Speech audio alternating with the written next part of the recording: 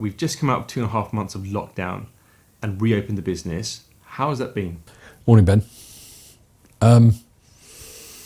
It's been interesting. A quote from Sterling Moss is coming to mind. He said something like, to achieve anything worthwhile, you must be prepared to dabble on the boundary of disaster. Brilliant motor racing analogy.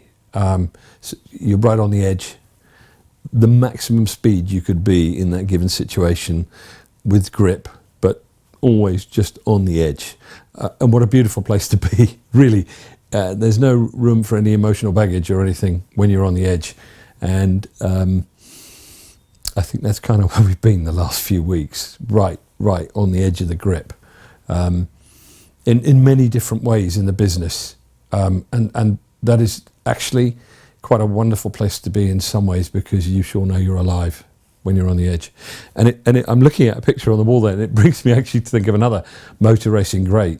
There's a picture up there on the wall, Michael Schumacher, 1999, British Grand Prix at Silverstone, running fourth. He was doing about 180, 190 miles an hour. The brakes failed and he crashed. He was on Hanger Straight, crashed at Stowe Corner, and he went into the tyre wall.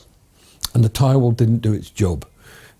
Ideally, it would have some conveyor belting on the front of it, but because it didn't, the sharp nose of the Ferrari was able to cut right through the tyres and actually hit the Armco behind. So you can imagine the retardation from 180 miles an hour to zero, and it broke his leg. But it's how you deal with it, isn't it? So he's been thrown a curveball. One of the first things he did was start waving his arms around.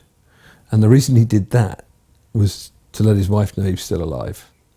And then the second thing he does is, when Professor Sid Watkins arrives with the medical car, he tells Sid it was a rear brake failure and they should check the brakes on the other car so Irvine won't have an accident and can get some points for the team. So it's all about how you deal with it, isn't it? And I have to say, I think we've done okay on that front. The team have just absolutely gelled and stepped up. They've had to redesign completely the way that we process customers, the way that customers arrive at the venue, get ready for their event, take part in the event, and even up to the point that they leave us as well. Completely new processes, and that's all been done really quickly. Everybody did it. They stepped up and they got us ready. You've been involved in that process, so how have we changed things?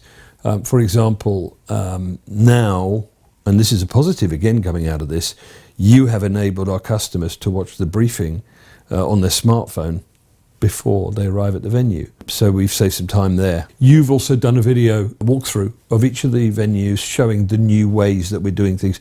We had to re-educate the customers. Before it was turn left here, and then now we're going this way, and it's all one way, and you've got to respect all that and everything. All the things the guys have put in place at the circuits also have worked, I think, really well. We've had tremendous positive comments from our customers, really good feedback saying that actually it's still a really great process, and we've done it as well as we could. Negatives, increased costs.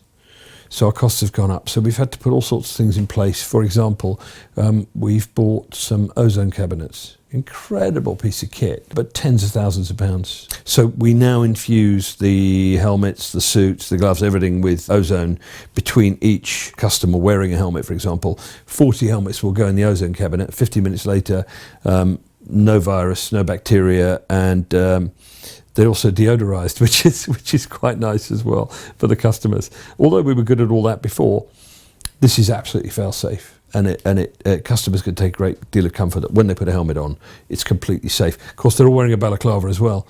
And one of the advantages of our business is that we're actually putting people in PPE to take part in the event. So they wear a suit, then they put a balaclava on, which is the equivalent of a mask, then they put a crash helmet on, and once you've got the visor down, of course, that's the equivalent of a face mask as well. So we're distancing people in that way. Once they're in the go-karts, of course, are socially distanced because it's probably about 2 meters. So that works really well for us. And the customers seem to be reacting really well for it, and they seem to be grateful. Coming back to the team, I think the team have actually enjoyed having a challenge. It's been incredibly stressful, and I have seen probably a little bit more tension between individuals sometimes than we're used to. But in a stressful situation like this, you have to expect that. But I think at the end of the day, where people can look at each other with mutual respect and know that they've pulled together, they've all supported each other and done an excellent job out of it, I think ultimately we come out of it stronger. So I take a real positive in that. It's been interesting that it's just forced us to reevaluate everything, really think about everything in the business. The unfortunate thing, as I mentioned to you before, is increased costs. Everything is going up. I think I mentioned earlier, with the exception of oil, funnily enough, which is in a negative at the moment. But they're paying the wholesalers money to take the oil away, aren't they? Because they can't store it. But everything else has gone up. And I look at comparable businesses. So I don't play golf, but the golf place around the corner, the fees for the month were £48. They're now £75. Cinema, if you go to the premium seats, before coronavirus, it was, I think, £12 a ticket. It's now 19. An aircraft, friend of mine was flying in from the States. Pre-lockdown, the price was $300 from the East Coast. It's now between $1,000 and $1,200. So significantly more, and it's not difficult to work out. If you've got 300 seats on an airplane, and previously you were filling 250 or 300, and now you're filling 100, either because demand has fallen, which it must have done, or because you've got to keep every third seat empty or every other seat empty, well, it's going to cost more per ticket to get that plane here. And it's exactly the same for our business. One of the biggest things actually is the lower demand. You've got longer to process customers. Previously, it would take half an hour to process a group through for an event. That's now 45 minutes. So again, you can sell less in the hours in the day you've got to sell. So costs have gone up. So we've had to put the prices up, which is really unfortunate.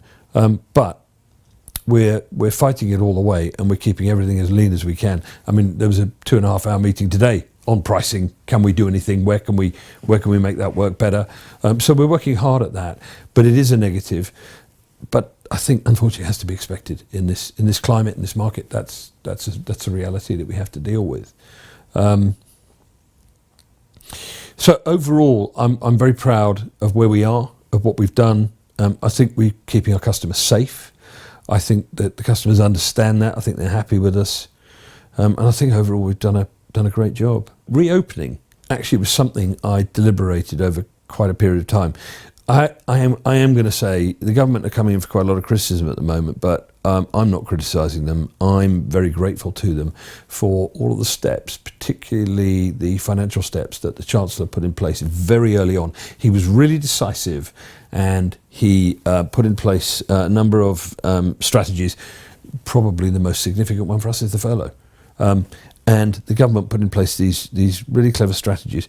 So there was a very, very big question mark over whether you're going to be financially better off if you open or if you stay closed longer.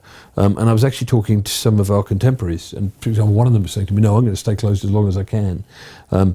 But if you're burning cash per week at the rate that we do, even if we're closed, it is attractive to get open as soon as possible. And I put the team under a lot of pressure to do that. Everybody's done a superb job of that. So I want to say a big thank you to the team. Big thank you. This will be going out on the team intranet, right? So yeah, a big thank you to the team, and well done. I also want to say thank you to our customers who have been loyal to us, who have trusted us. The messages we've had back are really positive, aren't they? Amazing messages back about how pleased people are to come racing, but also about the way that we've kind of managed it all. So people are really happy with that. So I'm incredibly grateful to them for trusting us and staying with the brand. So big thank you from me.